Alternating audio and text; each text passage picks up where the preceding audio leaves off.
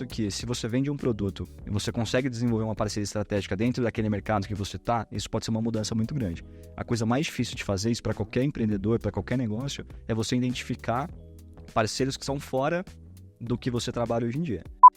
Não é uma coisa que comecei uma estratégia de canais hoje, essa estratégia não deu certo, eu não vou fazer mais. É uma coisa que você sempre tem que investir. Alguma hora ela vai dar certo, se dá certo, muda totalmente o jogo do negócio que você faz parte hoje. O fator determinante para você criar, talvez, uma outra empresa dentro da sua empresa é que você precisa de muito menos pessoas para ter uma receita muito maior. Então, se aquilo que você cria, você consegue deixar redondinho, você talvez tem 5 pessoas olhando só parceria, mas trazendo 40% da receita da sua empresa.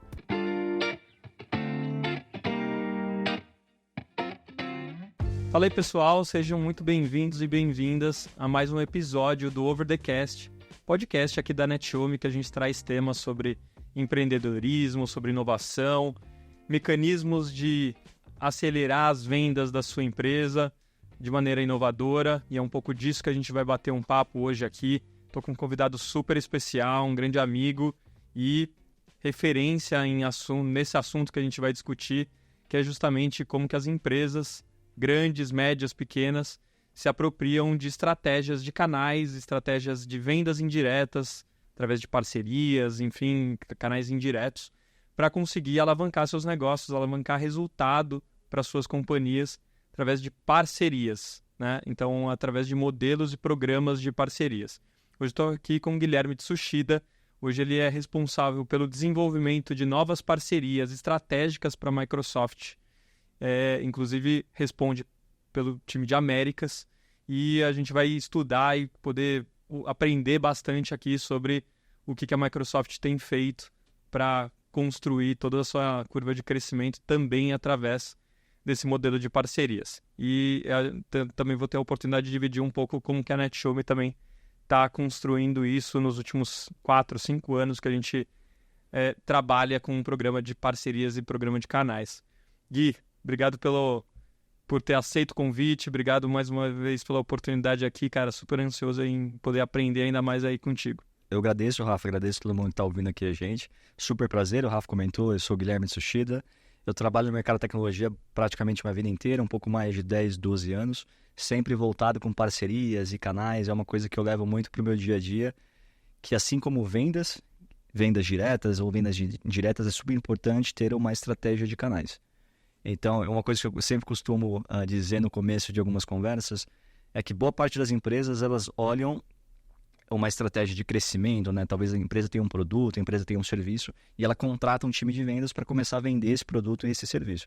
Mas dificilmente empresas começam já a olhar desde o momento zero uma estratégia de canais. Então, ao invés de você contratar talvez 3 vendedores para você começar a vender um serviço, uma solução, por que você não contrata 2 vendedores, talvez uma pessoa olhando um pouco mais de canais a médio e longo prazo, que não é algo que realmente é muito rápido. Se você encontra uma linha super interessante de crescimento com algum parceiro estratégico, aquilo pode ser um game changer dentro da sua empresa. É até uma das coisas que a gente estava discutindo agora há pouco em relação a uma possibilidade de parceria super legal para a NetShowMe, que pode fazer uma diferença muito grande no crescimento da companhia, na saudabilidade da companhia. É uma coisa, assim, eu adoro falar sobre isso. Então, é um prazer estar aqui falando com você. Muito bom. O papo vai ser super aberto aqui, muito atrelado a essa questão da estratégia de canais, através de vendas indiretas. Pegando exatamente esse seu ponto que você trouxe, né, Gui? Você acha que uma empresa ela deveria já iniciar a sua operação de crescimento já com um modelo de canais ativo, ou ela precisaria, na sua visão, ganhar um pouco de maturidade com vendas diretas primeiro, para, enfim, ter um pouco mais de profundidade sobre objeções que os clientes trazem, sobre contorno dessas objeções, sobre argumentos de vendas, para, na sequência, poder municiar os canais e os parceiros com essas informações para aumentar a taxa de conversão? Eu diria que não tem uma fórmula mágica para isso. Eu acho que cada negócio funciona de uma forma. E quando você olha a parte de estratégia de canais, entra muito numa linha de business development, desenvolvimento de negócios. Então, talvez eu iria para um caminho de os founders de uma empresa tentarem, obviamente tem que desenvolver uma skill envolvendo desenvolvimento de negócios, mas eu olharia mais não necessariamente para o time de operação, ou o time de vendas, field, olhar isso num primeiro momento, mas eu olharia mais para os fundadores investir um pouco de tempo e entender quais seriam parcerias estratégicas. Porque é uma coisa que é fato que se você vende um produto e você consegue desenvolver uma parceria estratégica dentro daquele mercado que você está, isso pode ser uma mudança muito grande. A coisa mais difícil de fazer isso para qualquer empreendedor, para qualquer negócio, é você identificar parceiros que são fora do que você trabalha hoje em dia. Então, você traz um parceiro que é totalmente de um segmento diferente, mas que tem um nível de sinergia muito grande, a diferença é realmente muito grande. E é o que hoje boa parte das empresas fazem também para M&A, para compra e venda. Você não imagina que uma empresa vai ser vendida para um grupo que não tem nada a ver com o segmento dela, mas a hora que você olha aquilo a fundo, tem muita sinergia de negócio. Então, eu trago essa mesma realidade para um segmento de canais de parcerias. Se você faz uma parceria com um player que não é um player tão fácil, tão comum de você ver, fazendo uma parceria talvez com uma NetShowme, a diferença pode ser realmente muito, muito grande. Cara, espetacular. Então, assim, eu diria que não tem uma forma mágica, tá? Respondendo a sua pergunta. Depende muito de maturidade dos fundadores, da empresa, do produto. Tem produto que tem venda muito... Uma venda complexa é uma venda que é mais difícil de você ter um canal de parceiros trabalhando, porque você tem que treinar o parceiro. Talvez, como uma empresa nova e uma venda complexa, nem a própria empresa ainda saiba como vender isso. Imagina você ensinando um parceiro, gastando tempo, energia e dinheiro para esse parceiro entender como que funciona a sua venda, enfim. É muito mais oneroso. Então, eu diria que para negócios que são negócios mais simples de serem vendidos, é mais fácil, sim, já começar quase no day zero uma estratégia de canais e de vendas. Não, faz super sentido. E assim, me corrija se eu estiver errado, mas dentro de uma perspectiva de canais, programa de parcerias, eu vejo 3 perfis de IPPs, né? Ideal Partner Profile. Eu vejo muito os levantadores de oportunidades, que acho que o mercado chama de finders. Sim. Eu vejo muito os resellers, que são os revendedores daquela tecnologia, daquela entrega, daquele serviço em si. Uhum. E tem que o mercado chama de VARs, né? O Value Added Reseller. O que eu imagino a diferença dos 3? Um vai acabar levantando a oportunidade de te passar, ele muitas vezes não está atrelado aquele negócio específico, a entrega em si, então ele levanta a oportunidade, ele quer uma comissão na ponta. O reseller, como um revendedor da tecnologia, ele está mais ativo e participativo. E o VAR, que é o que muitas vezes tem uma operação sinérgica à nossa e ele quer cuidar praticamente da entrega como um todo. Como que você vê essa distribuição? Você acha que é baseada nesses 3 mesmo? Tem mais alguns que você já acostumou trabalhar na sua jornada? Como que você vê essa separação? Eu acho que esses são os 3 principais para o nível de parceria. Só que quando eu entro em parceria, eu acabo olhando talvez muito mais coisas além disso. Você tem o Finder, etc. Mas muito se fala do Finder, geralmente é quase que uma pessoa física, né? Uma pessoa que tem bom relacionamento de mercado, ela traz oportunidades para você e obviamente, é super importante você bonificar essa pessoa por conta dessa geração de negócios, é um originador. Já numa linha que envolve, o segundo que você comentou foi em relação ao reseller. O reseller, no seu caso, a sua empresa é uma empresa de software, né? É um ISV, é uma startup, tem uma solução escalável. Então, para o caso do reseller, ele acaba tendo um pouco mais de risco porque ele compra a sua solução para vender para o mercado. Tem bitributação, tem uma série de coisas que entram na complexidade do preço e do negócio.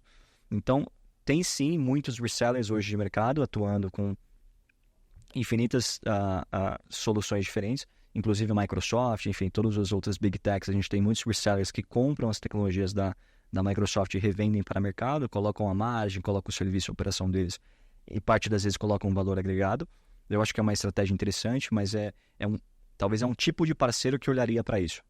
Então, eu entendo que dentro de uma estratégia de canais, tem que ser uma estratégia ampla, que você pode ter, dependendo da sua maturidade de negócios no momento, você pode talvez começar com um Finder, depois você vai para um cara, talvez um reseller, ou talvez você não vá para o reseller, você já vai para um terceiro cenário. Enfim, é muito dinâmico, não tem fórmula mágica, eu volto a falar isso, é uma coisa que realmente você precisa trabalhar bastante. O terceiro caso que você comentou, que é o VAR, geralmente é o cara que tem mais valor agregado, que é o cara que ele compra sua licença, ele revende sua licença, mas ele tem uma estratégia de serviço por trás para entregar a sua licença. Então, boa parte das vezes faz mais sentido para as empresas. Obviamente, a complexidade, o risco acaba sendo maior, que ele tem que ter funcionários para entregar aquilo. Acaba ficando um pouco mais complexo, principalmente com vendas de ofertas mais complexas, né? Isso acaba ficando mais difícil. Mas eu diria que depende muito da maturidade do canal de vendas. Não é uma coisa que comecei uma estratégia de canais hoje, essa estratégia não deu certo, eu não vou fazer mais. É uma coisa que você sempre tem que investir. Alguma hora ela vai dar certo, se dá certo, muda totalmente o jogo do negócio que você faz parte hoje. E eu falo que talvez não sejam só essas três, porque tem muita coisa que a gente começa a pensar, né? Será que faz sentido, por exemplo, a NetShowme entrar dentro de um marketplace de algum player de mercado? Hoje, principalmente, as empresas, as maiores, você pega uma MV Sistemas, que é a maior empresa voltada para sistemas de saúde hoje no Brasil, que fica em Recife. A MV Sistemas tem comprado uma série de empresas, mas mais do que isso, eles têm desenvolvido um ecossistema muito grande de empresas parceiras da MV Sistemas, para que eles consigam entregar N soluções para os hospitais. Será que faz sentido uma parceria da NetShowme junto à MV Sistemas para entregar o que vocês fazem hoje para todo o ecossistema da MV Sistemas? Então, acaba sendo diferente, né? Por isso que eu falo, é mais do que são essas três de Finders. Você poderia até dar um FII, por exemplo, para a MV. Talvez não seja o foco da MV receber um FII da sua venda. Talvez o foco seja agregar mais valor a toda a gama de clientes que eles têm hoje dentro de casa. Então, o sistema, uma discussão de, pelo menos na minha visão, né, de canais e parcerias, ela é muito ampla, muito, muito ampla. Eu tenho amigos que têm empresas que vendem também software, e esses amigos, eles têm hoje pessoas dentro de, assim, funcionários, ele possuía funcionários dentro de casa. Esses funcionários, eles tinham interesse em empreender. Esse cara fez um business case com esses funcionários, falou, cara, legal, eu vou investir em você, você vai abrir uma empresa para revender minha solução e para entregar minha solução em serviço. Então, o próprio empreendedor, com a empresa dele, ele criou quase como se fosse um crédito para um funcionário que ele tinha para abrir uma empresa para ser um revendedor do cara. É um cara que já conhece da empresa, já conhece da solução, o cara já conhece basicamente tudo. O cara tomou um risco maior em abrir um canal diferente, né? E hoje o cara, 60% da receita dele vem através de parceiros por conta de estratégias que ele fez assim. Então, assim, o tema de canais e parcerias, você pode pensar totalmente fora da curva várias coisas, tá? Pegando um dos pontos que você trouxe, que é remuneração. Acho que é um dos grandes desafios que quando uma estratégia de canais, uma estratégia de parcerias vai ser elaborada, acaba chegando na discussão de como remunerar o parceiro, né? Uhum. Também existe, acredito que a sua resposta também vai ser, depende do nível de maturidade, das possibilidades. O que você hoje, em torno da sua jornada à frente da Microsoft, mesmo fora da Microsoft, você já participou em outras estruturas de parcerias, o que você tem visto que é um meio de remuneração salutar entre duas empresas que optam por trabalhar em conjunto, assim? Eu diria que depende, obviamente. É porque, assim, se for uma empresa que... Então, vamos lá, NetShowme. NetShowme vende um SaaS, que é escalável, que geralmente as empresas que vendem SaaS já tem um modelo escalável, já tem uma margem muito melhor do que uma empresa que entrega só serviço. Então, depende muito em relação a isso. No momento que vocês estão, então imagina que vocês sejam, que não é o momento de vocês agora, uma empresa nova de mercado, tem uma tecnologia muito boa, está começando com uma estrutura de vendas, está começando a crescer e quer olhar talvez para uma linha de canais e parcerias, qualquer ela que seja. Em questão de remuneração, como você está entrando no mercado agora e você precisa de parceiros para revender sua solução, o mais interessante seria você dar uma margem, um FII um pouco mais relevante, até para as empresas entenderem que elas conseguem ganhar dinheiro vendendo a sua solução. Então, eu diria que talvez uns 15%, 20% a 25%. Tem empresas que pagam até 35%.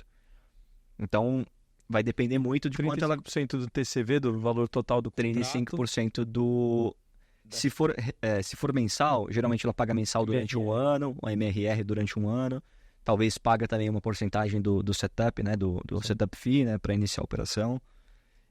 Tem empresas que deixam isso aberto, ou seja, desde a vigência do contrato, você vai sempre receber um fee. É que aí vai muito da maturidade da empresa, né? Se você já tem uma empresa maior, um nível mais complexo, com clientes muito grandes, talvez você não queira continuar pagando um contrato ali de 5 anos para um cara que te trouxe. Talvez um ano faça mais sentido. O que você acha do remuneração pautada em não te dou um comissionamento, só que te dou a oportunidade de você comprar mais barato, principalmente nos casos de reseller? Porque ele vai revender. Se ele comprar com um deságio muito grande frente ao mercado, ele pode colocar uma margem muito satisfatória e ainda continuar competitivo, porque o preço que o cliente dele vai encontrar no mercado é exatamente parecido com o meu, que eu pratico no mercado, só que com ele embutindo a margem dele e feliz da vida em poder trabalhar em conjunto. É uma estratégia, eu não sei se é uma estratégia para empresas brasileiras de software, tirando as grandes corporações, não é uma estratégia que eu vejo muito comum. Porque ele pode até comprar mais barato, mas ele vai ter que vender essa solução ainda para ganhar algum dinheiro. Isso, perfeito. Então, diferente de um cenário de comissionamento ou qualquer coisa que seja, ele traz a oportunidade acaba se concretizando, ele recebe aquilo e não tem tanto o risco da operação. Então, tem empresas que talvez elas se identificam com o primeiro caso e tem empresas que se para o segundo. Vai depender muito da maturidade, porque um primeiro se traz mais risco, o segundo talvez se traz menos risco. Certo. E no caso dos VARs, né, os Value Added Resellers, eu vejo que ter a opção de pagar mais barato dá a oportunidade dele colocar um markup, colocar uma margem no meu serviço, só que ele vai ganhar muito mais na margem do produto natural dele mesmo, porque ele vai ter uma conveniência muito grande para o cliente final dele, que ele adicionou a minha entrega, a dele em conjunto, gerou um baita de um valor para o cliente e ele está ganhando margem nos dois. De fato. Quanto mais, assim, aí já entrando talvez, obviamente, no tema de canais de parcerias, né? Mas como que eu começaria, talvez, hoje uma estratégia para isso, né? Dado que você tem uma empresa que tem um software escalável, eu tentaria identificar empresas e serviços de mercado já entregando algo parecido, não digo parecido, mas dentro do cenário, dentro do setor que você gostaria. Porque é um cara muito mais factível de olhar para você, entender o que você faz e tentar posicionar isso nos clientes do cara. Que o mais complexo é realmente você encontrar empresas que minimamente entendam o que você faz. Que assim, eu não sou empreendedor, eu trabalho numa empresa, além de ter outras coisas, mas eu entendo que é difícil você conseguir, até internamente, passar uma linha de solution seller, vender o valor da sua solução para os próprios vendedores que você tem em casa. É sempre uma constância, você sempre tem que estar trabalhando em cima disso. Imagina você fazer isso para um player externo, entendeu? Então, quanto mais próximo do segmento que você atua, melhor é. E óbvio que se a sua solução ela for cross-indústria, ou seja, qualquer indústria pode comprar a sua solução, fica muito mais fácil. Você não fica refém em vender só para saúde, só para varejo. Você consegue posicionar em qualquer tipo de indústria. Então, quanto mais fácil de vender a solução, mais fácil de criar uma estratégia de canais também. Perfeito. Cara, não sei se você tem a mesma interpretação que a minha, mas muitas vezes, quando eu vou olhar para uma estratégia de canais, eu quase vejo uma empresa dentro de uma empresa. Porque se a gente parar para pensar, uma estratégia de canais ela é tão ampla e tão sofisticada que você tem que ter uma área de marketing para falar com parceiros. Você precisa de uma área de atendimento para falar com parceiros. Você precisa de uma área de tecnologia voltada também à melhoria dos fluxos, dos processos dentro do seu negócio para o parceiro melhor gerenciar seu negócio. Cara, você criou uma empresa dentro de uma empresa. Como que você vê isso? Cara, eu concordo e eu vejo que, assim, o fator determinante, e assim, concordo totalmente, tá? E o fator determinante para você criar, talvez, uma outra empresa dentro da sua empresa é que você precisa de muito menos pessoas para ter uma receita muito maior. Então, se aquilo que você cria, você consegue deixar redondinho, você talvez tem 5 pessoas olhando só parceria, mas trazendo 40% da receita da sua empresa. Se você não tivesse isso para trazer esses 40%, você ia ter que ter 15 pessoas, 10 pessoas, muito mais gente trabalhando em cima daquilo. E não é tão escalável. Você precisa crescer, você precisa contratar mais vendedor. Então, é uma equação que você, começando a acertar essa equação, você consegue talvez ter uma diferença muito grande na companhia. Cara, é muito isso. A gente trabalha, como eu falei no começo do papo aqui, com parcerias já desde mais acentuado desde 2020. Tá. Porque, enfim, a NetHome tem mais de 10 anos de operação e quando veio a pandemia, transmissão ao vivo virou água de coco no deserto, né? Então a gente saiu, cara, tentando dar conta de todas as levantadas de mão que surgiram no processo, deixando muito prato cair.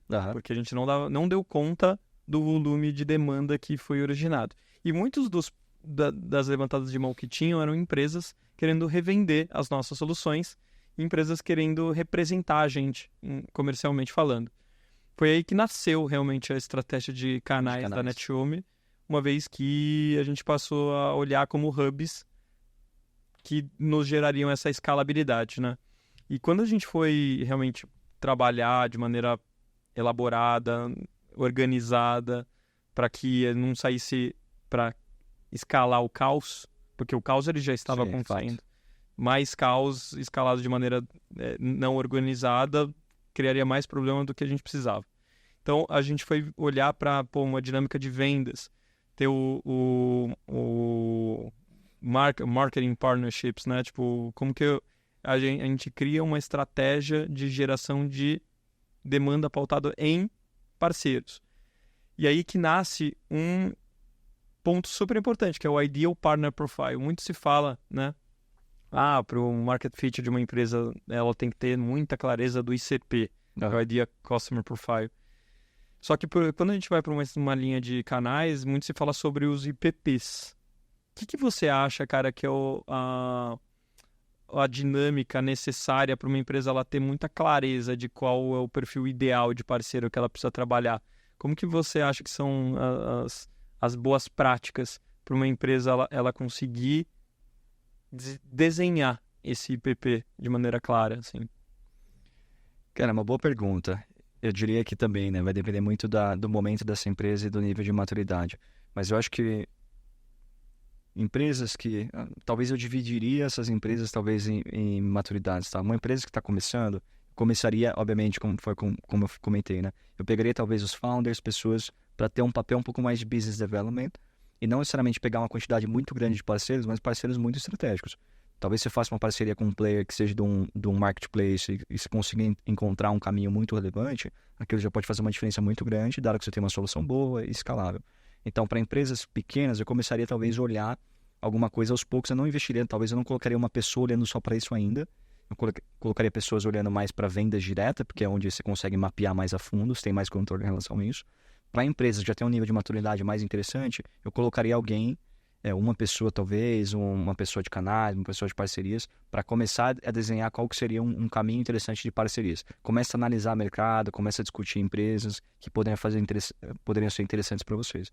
A partir do momento que isso vai evoluindo, você vai estruturando alguma coisa melhor dentro da companhia. Os melhores canais de parceria, cara, você tem pessoas olhando para treinamento dos parceiros, você tem, dependendo do nível de parceria, do nível da empresa, você tem bonificação para os seus principais parceiros. É um mundo, como você comentou, é uma empresa dentro de uma outra empresa. Então, assim, a coisa vai ficando cada vez mais complexa porque você quer que o ecossistema ele trabalhe para você. Obviamente, ele vai ter a lucratividade, ele vai ter todo o ônus e o bônus em relação a isso, inclusive o risco da empresa, mas é um cara que está comprando a sua ideia e está investindo cada vez mais para crescer junto a você. Então, assim, eu diria que vai muito da maturidade, vai muito do risco que a empresa quer tomar também. E é algo que pouco se fala ainda, né? De canais e parcerias. Então, é algo que, não digo desmistificar essa palavra, mas é algo que as pessoas têm que olhar mais a fundo em relação a isso. Não, perfeito, cara. E assim, seria legal se você trouxesse também o próprio caso da Microsoft, que é uma empresa que você tem o dia a dia em acompanhar, que eu não preciso falar aqui a importância da estratégia de canais e parcerias para a Microsoft. Eu acho que no Brasil, ela só, me corrija se eu estiver errado, mas ela só tem um modelo de parcerias para o faturamento aqui. Ela não pode vender basicamente só, finais, né? Basicamente só vende através de parceiros. A Microsoft é um caso bem, não digo atípico, né? Você tem várias outras empresas assim. Mas a Microsoft, ao meu ver, ela teve um crescimento muito, muito grande nos últimos... quase desde a criação da companhia, ela sempre olhou para o parceiro como um player muito estratégico, e ainda é e continuará sendo. Esse player estratégico foi, obviamente, chegou aonde chegou junto conosco, né? Muitos deles cresceram, muitos deles estão super bem também. Mas a gente costuma dizer que mais ou menos a cada $1 que a gente vende hoje, como Microsoft, a gente impacta $10 no ecossistema. Caramba. Então, primeiro, né? É difícil mapear isso, né? Mas, cara, imagina que... Esses $9 são serviços? São serviços, são margem, é tudo que o nosso sistema trabalha. Eu diria que o tipo de canal que a Microsoft tem hoje não é um, a gente tem vários tipos de canais diferentes. A gente tem um cara que é um canal somente para entrega de serviço, então a gente faz alguma venda de alguma tecnologia e alguém precisa implementar, a gente utiliza os nossos parceiros. A gente tem parceiros que compram a nossa tecnologia e revendem. A gente tem parceiros que eles utilizam da nossa tecnologia. Esse parceiro que utiliza da nossa tecnologia, tipo como vocês, né, uma empresa de software, vocês utilizam da nossa tecnologia, eu vou pegar vocês como empresa de software dentro de um cenário de parceria, eu vou ajudar vocês crescerem em mercado, porque a partir do momento que eu ajudo vocês a crescerem em mercado, obviamente vocês vão consumir mais tecnologia da Microsoft, mas mais do que isso, eu vou começar a os clientes da Microsoft comprarem nuvem de forma indireta. Porque se você usa a nuvem da Microsoft, você é um cliente nosso, além de um parceiro dentro desse sistema que eu estou comentando. Se você está vendendo essa solução para um cliente, um banco A, por exemplo, esse banco ele pode ou não ter nuvem Microsoft. Se eu estou vendendo você nesse banco, você está entrando com a tecnologia da Microsoft também nesse banco. Então é como se fosse a gente crescer tanto numa venda direta como uma venda indireta nesse formato também. Então a gente vai trazendo ali uma proximidade, um valor agregado muito maior para o nosso ecossistema de parceiros. Isso é a abordagem de ISVs? Essa abordagem de ISVs. É legal você comentar com a turma aqui como que vocês olham esse Independent Sales Vendor aí da Microsoft. O ISV, te corrigindo, Independent Software Vendor, são empresas que desenvolvem soluções de forma independente, né? Pouco se conhece do termo ISV, é muito mais utilizado lá fora. Aqui no Brasil, poucas pessoas, poucas empresas conhecem. Mas é muito parecido com uma startup, né? A gente acaba dizendo que talvez o ISV tenha um nível de maturidade diferente do que uma startup. A startup, ela pode ser tanto B2B, ou seja, venda de negócios para negócios, da empresas para empresas, ou pode ser também um B2C. Tirando ali B2B2C, todas as complexidades que entram. Mas especificamente o ISV, ele é uma empresa, ele tem um software que vende de forma independente, né? Já escalável, ou seja, também uma startup, que é majoritariamente B2B. Então, ela vende para empresas. E a gente traz um nível de ISV, talvez, um nível com um pouco mais de maturidade. A gente sabe que tem startups grandes, scale-ups, unicórnios e tudo, né? Aí vai muito de o que cada um entende de nomenclaturas em relação a isso. Mas o ISV é o cara que realmente tem a empresa, que ela é escalável, e a gente tem um carinho muito legal, tanto obviamente, por todos os parceiros, os ISVs também, porque a partir do momento que... Imagina que a Microsoft é uma empresa muito grande. A gente tem boa parte do mercado é cliente Microsoft, quer seja com uma pequena licença, um pequeno serviço, uma pequena tecnologia de nuvem, ou clientes que já consomem, boa parte da empresa utiliza a tecnologia Microsoft. Então a Microsoft já conseguiu se posicionar muito bem em todos esses anos de criação da companhia, e a gente está em boa parte do mercado, isso é muito, muito legal. Quando a gente olha a parceria com os ISVs, esses ISVs têm uma parceria com a Microsoft, consumindo as tecnologias da Microsoft para ganhar escalabilidade, segurança, tudo que é super importante. A gente entendeu, isso já faz vários anos, que se a gente conectar esse ISV que consome tecnologia Microsoft junto aos nossos clientes, é o que eu estava comentando, os nossos clientes eles vão ter um valor agregado maior, vão ficar mais felizes, porque a gente está trazendo soluções de negócios para os clientes. Os nossos ISVs vão ficar felizes porque eles vão crescer, faturamento, receita e etc. E a gente vai ficar feliz porque a gente está ajudando o cliente e está ajudando o ISV está consumindo mais tecnologia Microsoft. A gente costuma dizer que é um ciclo virtuoso, né? Um ciclo que todo mundo sai ganhando, é o win-win-win. Então, isso é uma coisa muito legal que a gente tem investido muito tempo em relação a isso. Mas uma empresa como a NetHome, ela pode ser um ISV Microsoft? A NetHome é uma empresa, é um ISV Microsoft. Assim, é um ISV de mercado, que pode ser também um parceiro Microsoft. Legal. E esse carimbo que uma empresa recebe como ISV, ele é interpretado pela Microsoft como institucionalizado, assim, ou ele é meio que velado? Ele é uma marca, todo cliente B2B SaaS que utiliza as soluções Microsoft acaba sendo um ISV consequentemente. Já é um ISV. O que eu diria que talvez tem ISVs que são mais próximos da Microsoft em questão de parceria, porque eles atingiram critérios diferentes com a gente. Esses caras têm uma atenção diferente, porque eles têm um time talvez olhando mais a fundo a esses ISVs. Então, dentro de um cenário, né, de parcerias, né, acho que entrando nessa linha, né, você tem, enfim, parceiros que são mais próximos do que outros, por N motivos. É um parceiro que talvez cresceu mais com você, ele está num patamar diferente hoje, é um parceiro que está com comprometimento, um plano um pouco mais robusto com você, então você vai colocar uma atenção um pouco maior nesse parceiro. Na Microsoft é a mesma coisa, então a gente tem estruturas que atendem parceiros, que sejam parceiros de serviço, parceiros de licenciamento, parceiros ISVs. Então os mais estratégicos, por conta de certos requisitos, eles têm um time de atendimento mais focado nessas empresas. E obviamente eles têm mais ações que a gente acaba fazendo em conjunto. Perfeito. Em nível de atendimento a um programa de parcerias, assim, o que você imagina que é um número meio que referência de mercado de quanto que vou dizer, um partner manager, né? Um manager de parcerias consegue atender de número de parceiros. Você acha que vai numa abordagem um pouco de enterprise, que é um a cada 10, 15 empresas no máximo? Ou você acha que é um pouco, dá para escalar um pouco mais? Isso aqui também depende muito dos tipos de entrega, mas o que você tem visto como meio que um número referência de mercado, assim? Eu diria que, assim, principalmente para empresas que estão começando a olhar uma estratégia de canais, eu diria que é mais qualidade do que quantidade. Então, talvez uma pessoa boa, ela consiga gerenciar 5, 10 parceiros tranquilamente. Eu não olharia, talvez, 200, 300 parceiros. A gente, como Microsoft, já tem milhares de parceiros. Sim. Mas a gente tem várias pessoas olhando para várias coisas. Então, a gente tem hoje muita coisa self-service. Então, você consegue se tornar um parceiro sem precisar falar com alguém efetivamente na Microsoft, dado tudo que a gente tem de informações disponíveis, todas as trilhas que nós temos hoje dentro da companhia. Então, eu diria que para começar, uma pessoa olhando talvez uns 5, 10 parceiros, é muito mais uma qualidade do que uma quantidade. Porque às vezes você pega um parceiro, então imagina a NetShowme. NetShowme atua com streaming de vídeo corporativo para empresas. Se vocês fazem uma parceria, por exemplo, com uma empresa de eventos físicos, por exemplo, e vocês conseguem trazer um nível de um valor agregado super interessante para essa empresa de eventos físicos, colocando a plataforma de vocês conseguem escalar violentamente como empresa, só que representa vários outros eventos físicos. Então... E, obviamente, vou consumir muito Microsoft. Vai consumir também. Mas, assim, o mais interessante é que talvez uma empresa, ela já muda totalmente o jogo que você joga hoje. Sim, perfeito. Não precisa ser 10 empresas. Mas esse tipo de parceria é muito mais uma linha de business development.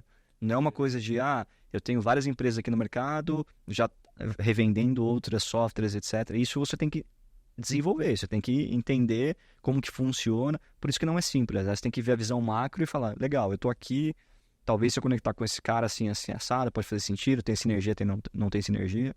Foi muito o que eu comentei no começo, né? O mais difícil é você hoje, dentro das estratégias de compra e venda de empresa, tem um player ali que você nunca tem na cabeça que aquele cara vai ser um concorrente seu. Ele compra uma empresa que é muito próxima e ele bocanha o seu mercado, você não viu, entendeu? Então, é muito dinâmico, é muito rápido. A parceria é a mesma coisa. Então, você faz uma parceria muito estratégica, você não precisa de muitas. Aquilo lá já muda a vida. Perfeito. E, cara, falando um pouco sobre a sua atuação, seu escopo de trabalho, né? Recentemente, você começou a atuar olhando para Américas. E, obviamente, isso traz uma responsabilidade de cobrir parceiros fora do Brasil. Sim. Como que tem sido os desafios de accountabilidade, de acompanhamento, de gerenciamento, ser estratégico para esses parceiros, muitas vezes não estando próximo? Hoje eu estou olhando, como você comentou super bem, né, me apresentando no início, eu olho a região de Américas. Américas basicamente é Estados Unidos, Canadá e América Latina. Dentro da minha estrutura, eu sou a única pessoa que fica em América Latina. Todos os meus pares e a minha diretoria ficam no Canadá ou nos Estados Unidos. Eu olho majoritariamente a América Latina, mas eu também tenho alguns players importantes na América do Norte, principalmente nos Estados Unidos. Quando a gente olha para o nível de acompanhamento, como assim?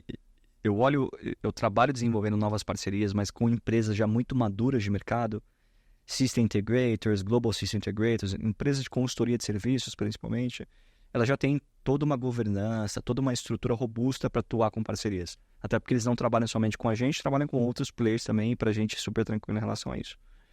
Então, dado que essas empresas já têm um nível de maturidade grande em parceria, as coisas acabam ficando muito mais fáceis. Eu não preciso ficar convencendo a empresa que para ela vir trabalhar com a gente. Já é um processo de discussão, construção de planos de negócio, planos técnicos para a gente crescer em conjunto. Então, é um nível de maturidade um pouco diferente do que boa parte das empresas tem hoje. Mas eu diria que assim, todo o meu discurso de talvez um convencimento inicial para as empresas virem trabalhar com a gente, quer seja no Brasil, México, Colômbia ou Estados Unidos, é o valor agregado que a gente tem. Então, eu abro o jogo totalmente transparente, o que a gente consegue fazer, o que a gente dá e o que a gente pede. O give and get, né? Então, é muito claro. E eu acho que parceria, talvez eu definiria a parceria como transparência. Você tem que ter transparência em tudo que envolve parceria. Beleza, comissionamento, quais são as regras, até onde você vai, até onde eu vou, o que eu espero de você, empresa, o que você espera de mim. Então, assim, eu acho que parceria é uma coisa que tem que ser uma das principais coisas transparente. Eu já acabei indo para um outro tema, tá? Mas só porque eu achei importante falar sobre isso. Mas eu acho que, assim, nível de maturidade, sem dúvida, acompanhamento. Eu tento ir, não com tanta frequência, mas para visitar alguns parceiros também fora do país. Então, é bom você ter perto. O que eu faço, o que a gente tem como governança hoje, e talvez poucas empresas fazem isso, assim, empresas grandes a gente sabe que acaba fazendo, empresas menores eu não sei se eles têm essa prática, são os ROBs, né? As reuniões de Return of Business, né? Return of Business. Então, a gente tem cadências geralmente quinzenais, né? A cada 2 semanas, para discutir os pontos do plano que nós construímos. Então, ok, vamos sentar, vamos falar ali 30 minutos, 45 minutos, coisas super rápidas, a gente não vai ficar gastando tempo com outras coisas. E discutindo, ok, fizemos esse plano, como que tá isso, como que não tá aquilo, tá evoluindo, não tá, o que precisa fazer, já toma ação em relação a isso. Tem que ser muito rápido, tem que ser muito dinâmica. E querendo ou não, o tempo voa, né? Então, mas também é altamente dependente do parceiro executar. O parceiro tem que executar. Obviamente tem coisas do nosso lado e tem coisas do parceiro. Mas fica muito claro que, parceiro, você tá talvez nesse momento aqui com a gente. Esse é o momento melhor que você pode estar. Você tem um comprometimento de chegar nesse momento com a gente? Tenho.